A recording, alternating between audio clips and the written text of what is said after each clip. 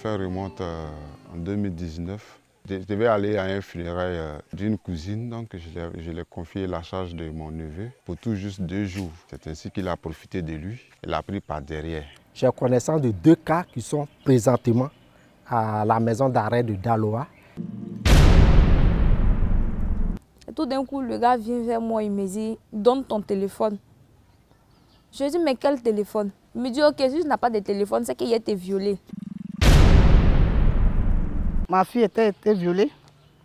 Le monsieur, ils l'ont pris. Il l'a mis en prison. Après 9 mois, je ne sais même pas comment le monsieur est sorti. Je suis menacée, on me frappe, on casse ma porte, on me vole. Pour ceux qui ne savent pas, le plus petit enfant violé en Côte d'Ivoire, il a 3 mois. Ça veut dire 90 jours. C'est-à-dire que les violeurs ne sont pas des humains comme nous.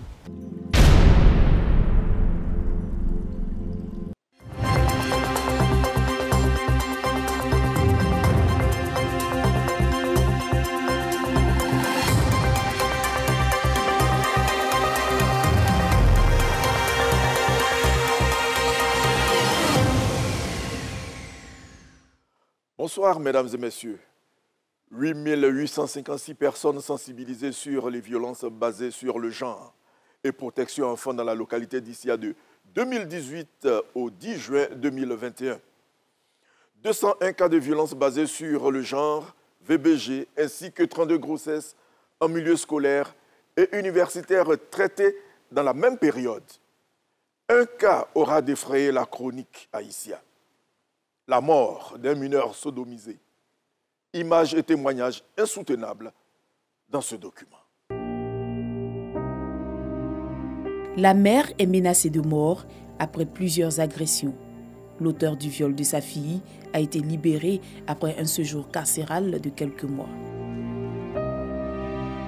Frustration et humiliation pour certains, traumatisme et dépression pour d'autres, ce sont les conséquences des violences sexistes, de la santé sexuelle, reproductive et des grossesses précoces. En Côte d'Ivoire, l'on note 13 cas de violence basés sur le genre par jour et 3 cas de viol par jour. Nous nous sommes rendus dans le Haut-Sassandra, zone où les cas sont récurrents. Selon les études menées par l'équipe de recherche de l'Université de l'Alliance chrétienne d'Abidjan, dans le Haut-Sassandra, 12 à 27% des filles et 5 à 11% de garçons sont victimes de violences basées sur le genre, VBG, et de violences sexuelles et sexistes, VSS. Je suis en classe de 4 ans, il y a 17 ans. Je suis enceinte de 4 mois. C'est un élève de première. Ça plaît simplement que quand on cherche les garçons, ces garçons nous appellent. On peut causer eux. Maintenant, pour dire, ici, il faut que toi, tu es rentré ici, il ne faut pas avoir accepté. Pas derrière ça, c'est le grossesse qui est derrière. Après grossesse, c'est pour gâter ton école et puis tu vas t'asseoir à la maison. Celui qui a engrossé Mathie s'est évanoui dans la nature. Refus catégorique d'une grossesse dont il en est l'auteur. Comme on le voit, la promesse a été vaine. Le bourreau aura bien profité de la mineure de 17 ans en classe de 4e. Des situations malheureuses abordées par les associations de femmes lors de leur rencontre. Nous sensibilisons beaucoup les enfants pour dire que sans se protéger, on ne peut pas coucher avec un homme. Parce que si tu ne te protèges pas, que tu sois avec un homme, tu peux attaquer une maladie. Quand l'enfant n'est pas bien suivi, quand l'enfant, le père est pauvre, la mère est pauvre, elle sort, elle va à l'école, elle voit ses amis qui achètent de quoi manger et elle n'a rien. Si, quelque part, un homme lui pose ce genre de problème, elle accepte. Je crois bien que c'est la pauvreté. Quand on voit que c'est sérieux, on se réfère au sens social. L'on pensait que le phénomène était lié essentiellement aux conséquences de la crise militaro-politique de 2010 à 2011. La crise est pourtant terminée. Avec le temps, les études semblent montrer que d'autres raisons expliquent le phénomène. Les jeunes filles sont livrées à elles-mêmes parce que pas de tuteur. Même quand elles en ont, celui-ci n'ayant pas les moyens ne peut assurer la pitance journalière. La colocation aidant, la proximité entre les enfants fait déplorer des cas. Des cas aussi avérés entre élèves et enseignants et entre jeunes filles et jeunes gens exerçant de petits métiers. Mais ce n'est pas tout. Les dernières études de l'équipe de recherche de l'Université de l'Alliance chrétienne d'Abidjan ont pris en compte le monde rural du Haussa Central. Il s'agit donc de faire face à un phénomène national, le comprendre afin de l'affronter. Notamment les questions de grossesse en milieu scolaire et des grossesses précoces qui, à l'intérieur des écoles, en dehors des écoles, mais aussi les cas de violence sexuelle, ce sont des problèmes qui deviennent de plus en plus des problèmes récurrents. Et en tant que chercheurs, pour nous, notre contribution est d'aller plus en profondeur pour voir qu'est-ce qui motive, comment les jeunes comprennent, quelle est leur attitude, leur perception, leur représentation de tous ces problèmes-là et comment nous, avec les partenaires sociaux, nous pouvons faire face à tout ce que la recherche va susciter, la recherche va soulever. Nous sommes à Issia, au complexe socio-éducatif. Ce centre reçoit un tiers des cas de violences sexistes et d'autres agressions. Selon le directeur, certains se déguisent en bandits et c'est à domicile qu'ils abusent des filles. C'était pendant le mois de carême. À 5 h du matin, je me suis levée. Je partais acheter du pain en face de la radio. Tout d'un coup, il y a un gars qui venait avec une machette. Chez moi, je me suis dit que c'est quelqu'un qui partait au champ. Le gars vient vers moi, il me dit « Donne ton téléphone ». Je lui ai dit « Mais quel téléphone ?» Il me dit « Ok, si je n'ai pas de téléphone, c'est qu'il a été violé ». Il m'a poussé, tiré mon pagne en même temps, me déshabillé. Et il a commencé à me pénétrer. Quand je me suis levée, je suis partie directement à la police. De la police, ils m'ont dit de venir au centre social. Le centre social, ils m'ont envoyé à l'hôpital, aller voir un gynécologue, faire mon test de dépistage. Bon, il s'avérait que je n'avais pas le sida. Je prends des médicaments, des troubles mentaux, puisque ça m'a traumatisée. Péniel est une survivante de viol il y a un peu plus de 5 mois. Elle a arrêté ses études en classe de première. Elle est aujourd'hui traumatisée et bénéficie d'une prise en charge psychologique. Plus de 60% des cas, les auteurs ne sont pas connus. Mais là où les auteurs sont connus, avec la plateforme, le travail en synergie, nous réussissons quand même à arrêter quelques-uns. J'ai connaissance de 2 cas qui sont présentement à la maison d'arrêt de Daloa. Un cas de viol sur sa propre fille, elle avait 9 ans en son temps. Ça fait 3 ans que la personne est à Daloa. Et puis un cas de viol sur la fille de sa femme. C'est-à-dire que la femme a eu son enfant avant de rencontrer le monsieur. Et le monsieur a abusé de cette fille-là. Le monsieur également est encore détenu au niveau de Daloa.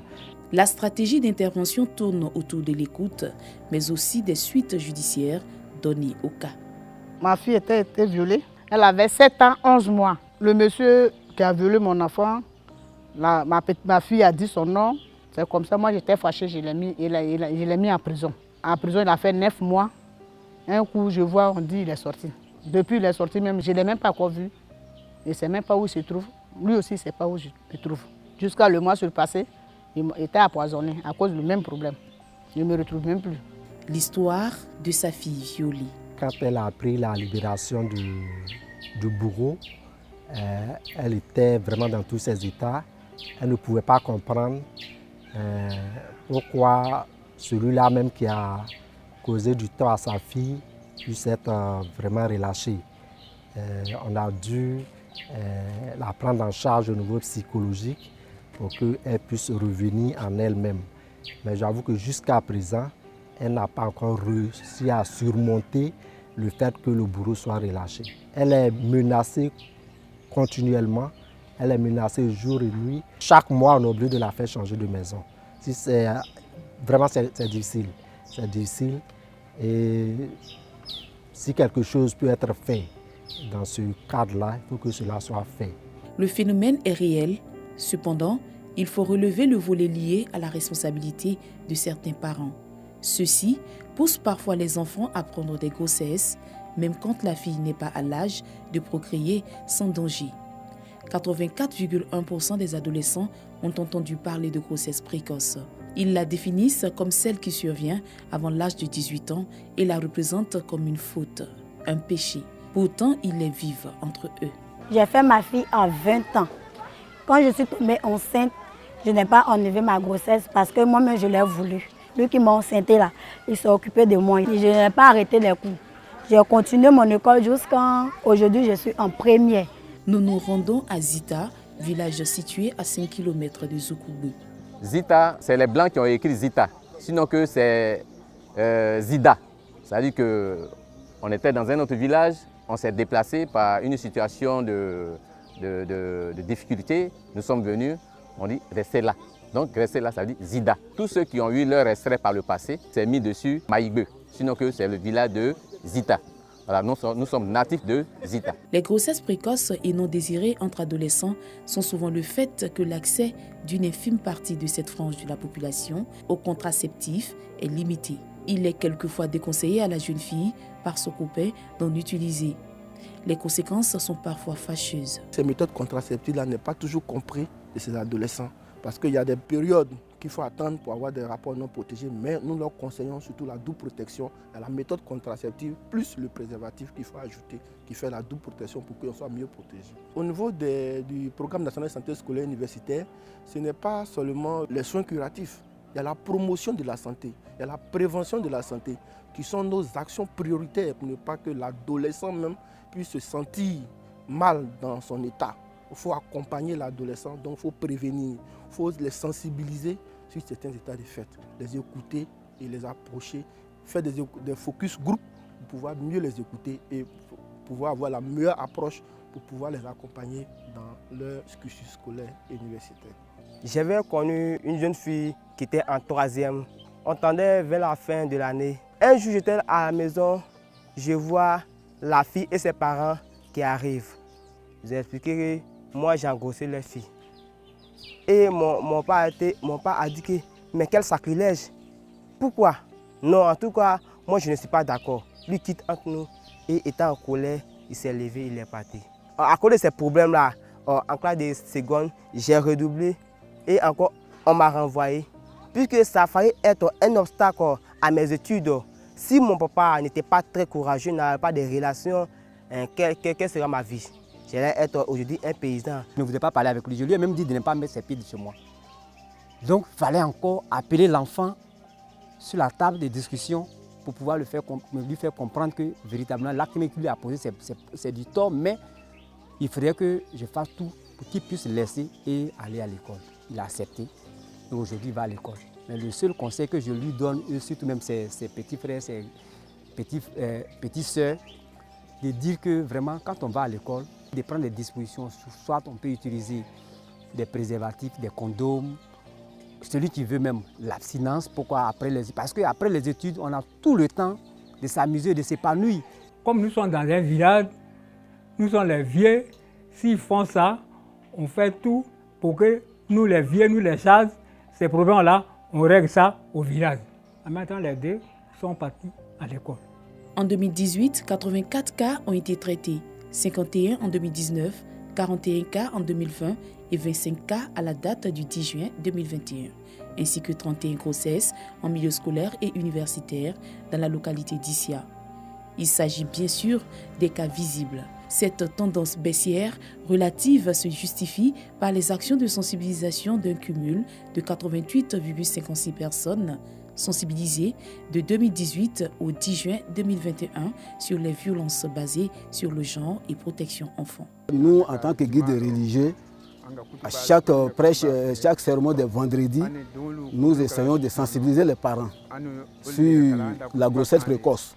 Chaque week-end, après la prière de 18h30 jusqu'à 19h, nous essayons de sensibiliser la communauté, surtout les parents qui voient leurs enfants engrossés, qui les chassent de la maison. Nous leur disons que ça c'est très mauvais et comme ça, c'est des enfants, des futurs enfants de la rue qu'ils auront créés.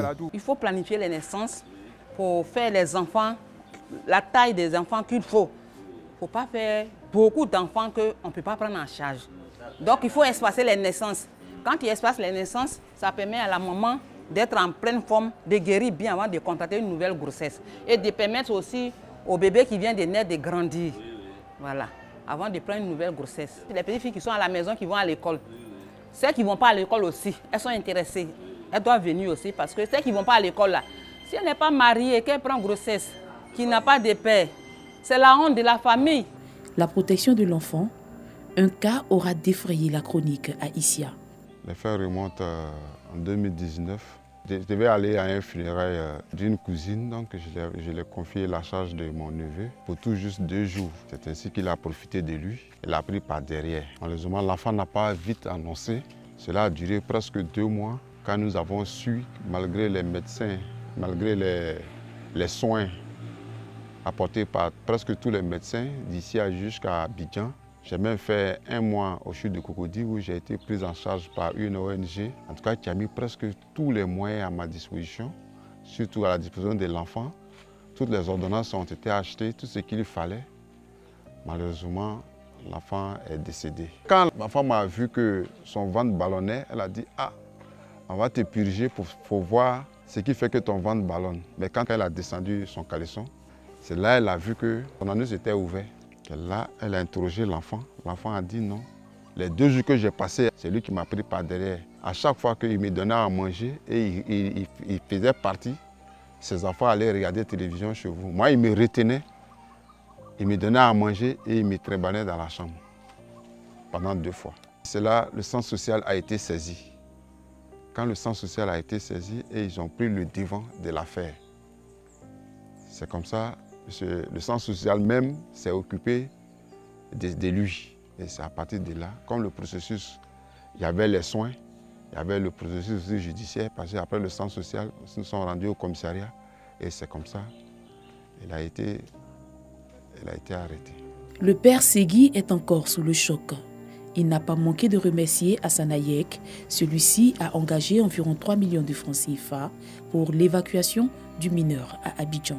Nous l'avons fait venir à Abidjan, au CHU de Cocody, pour constater déjà les dégâts faits sur l'enfant. On a commencé le traitement et petit à petit, malheureusement, les choses ont commencé à s'aggraver.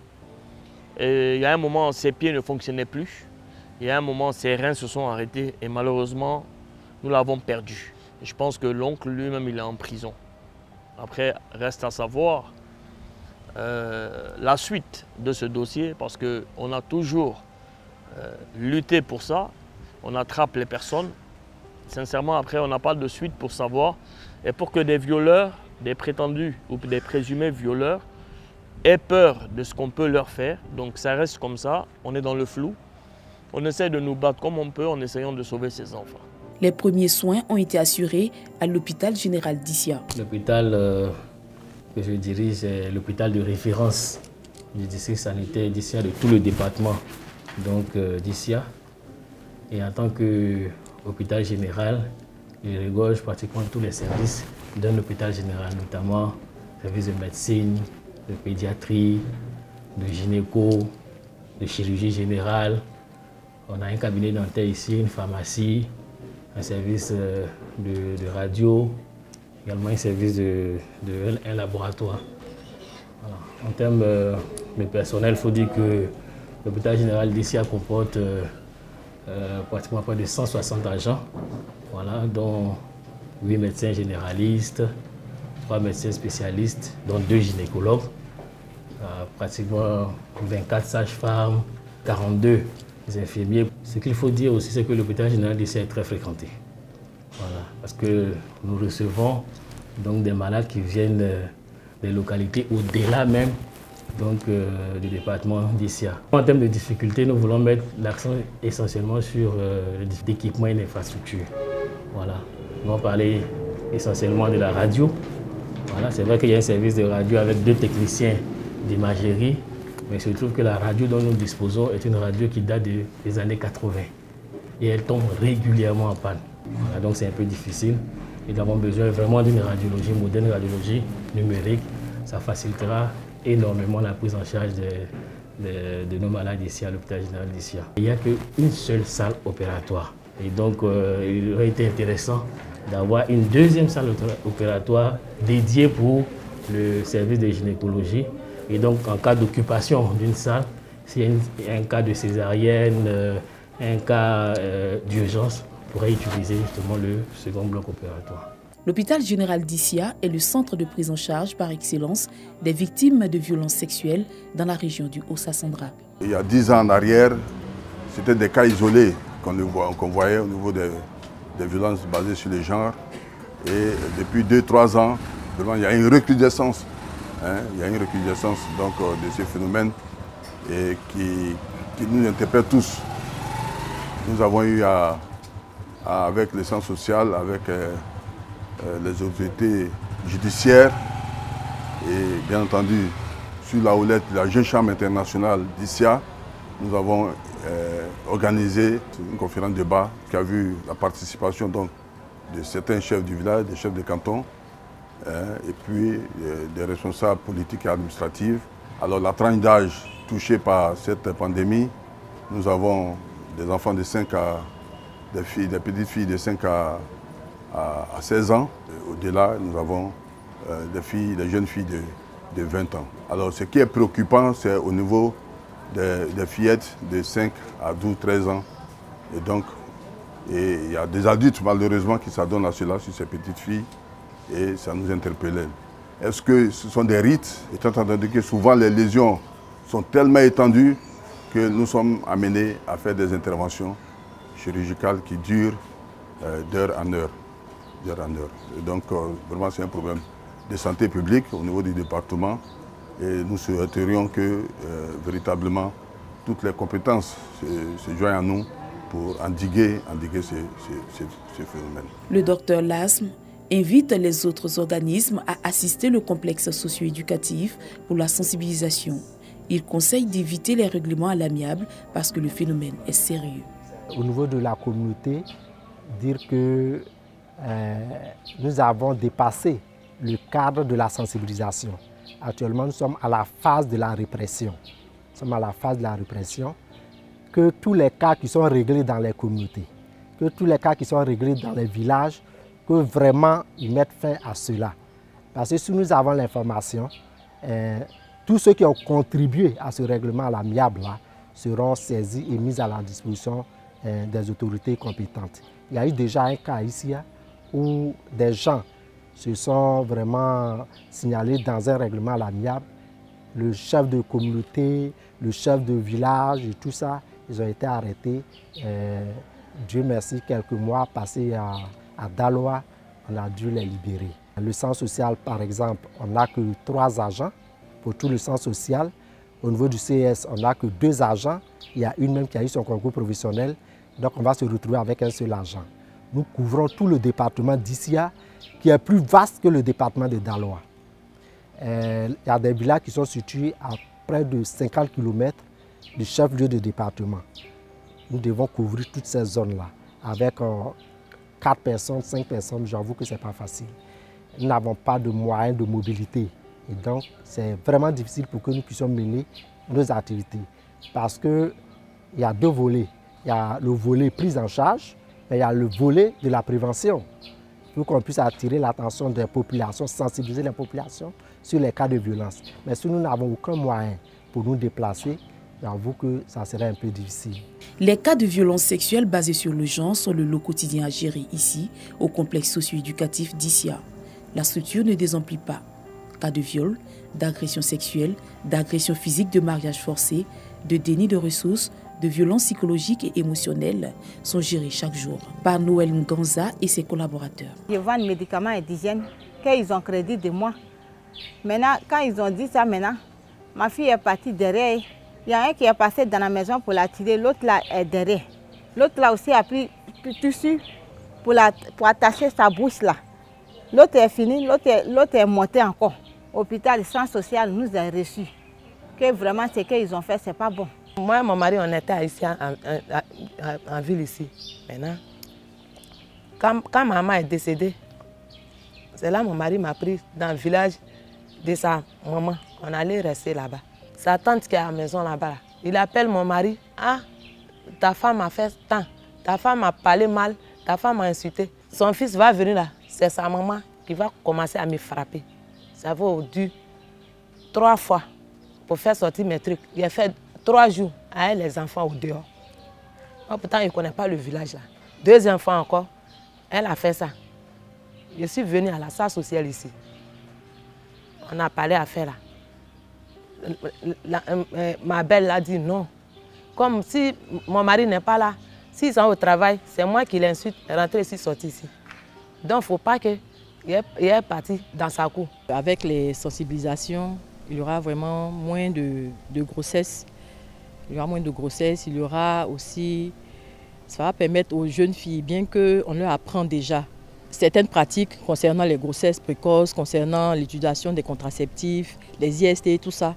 Mais je pense que ça va apporter un plus encore. Avec cet atelier qui a permis de faire un état de lieu sur les connaissances, attitudes et pratiques de ces adolescentes, va permettre dans le futur de prendre des résolutions qui vont permettre de résoudre ce problème afin de réduire également la mortalité maternelle. Les recherches produisent de nouvelles connaissances sur les phénomènes étudiés. Donc l'impact est que tous ceux qui ont besoin de connaître vont utiliser ces nouvelles connaissances produites. Mais les connaissances également orientent les interventions. Et ça va permettre donc à ceux qui vont intervenir d'orienter leur intervention, de savoir sur quel levier il faut jouer pour pouvoir atteindre leurs objectifs. Et enfin, ça permet, avec notre expérience pilote que nous allons mener, ça va permettre de savoir qu'il y a quand même quelques actions qui peuvent être menées et qui peuvent apporter des résultats attendus. Il faut sortir de nos coutumes. Il ne faudrait pas que ce sujet-là soit un sujet tabou. Il faut discuter effectivement avec les enfants. Il faut l'emmener à prendre conscience de son avenir, lui dire qu'il n'est pas trop tard pour s'engager sur le terrain de sexe, mais le moment viendra. S'il y a des échanges entre les parents et les enfants, je pense qu'on va tous y arriver. Et même dans les écoles, on ne doit pas se limiter seulement que dans les écrits. Mais il faut passer à l'acte des activités récréatives, par exemple, où il y a des thèmes pendant les fêtes de fin d'année, le théâtre scolaire, pour véhiculer un message. Nous agissons beaucoup plus sur le volet de prévention. Prévention pour justement éviter toutes ces dérives-là de viol, d'agression sexuelle et tout. Et pour ce faire, nous investissons beaucoup dans le volet éducation. Et depuis quelques années, le ministère développe en tout cas beaucoup d'activités de formation en matière de compétences de vie courante. Les compétences de vie courante, qu'est-ce que c'est? Ce sont les différentes informations, les différentes connaissances que nous donnons aux jeunes pour qu'ils aient un comportement sain et un comportement social normal. Les perspectives, nous sommes en année 1, on a bouclé l'année 1, nous sommes en année 2, qui sera une année d'intervention. C'est-à-dire les acquis de l'année 1 vont être testés localement dans les différentes zones déterminées. Et en ciblant par exemple dans les écoles, nous allons faire ce que nous appelons des jeux concours des écoles sur la thématique. Et nous aurons aussi dans ce que nous appelons hors école des causeries, débats éducatifs avec les personnes que nous avions sélectionnées. L'on a vite fait d'indexer la guerre comme responsable des violences basées sur le genre. 10 ans après, rien n'a véritablement changé. Mieux, les études montrent bien que le milieu scolaire n'est que la face visible de l'iceberg. Les violences sexuelles et sexistes, l'on en trouve dans nos villages, dans tous les compartiments de notre société, avec ses multiples conséquences qui conduisent parfois à l'irréparable. Les suites judiciaires sont parfois qu'une vue de l'esprit. Quelques mois de prison et le bourreau en ressort, narguant toute la famille et poussant parfois outrecuidance jusqu'à menacer à nouveau la victime. Où allons-nous? Mesdames et messieurs, cette émission est terminée. C'est le lieu de féliciter le directeur du complexe socio-éducatif d'ici avec son personnel. Sans moyens, il essaie, bon an mal an, de soulager psychologiquement, mais aussi financièrement les victimes. Un clin d'œil au personnel de l'hôpital général d'Issia pour la prise en charge des victimes traumatisées, des parents humiliés qui n'ont pas toujours gain de cause face à ces crimes répétés. Rendez-vous dans 2 semaines pour un autre numéro de Notre Santé. Bonne suite de programme sur RTI 1. Bonsoir.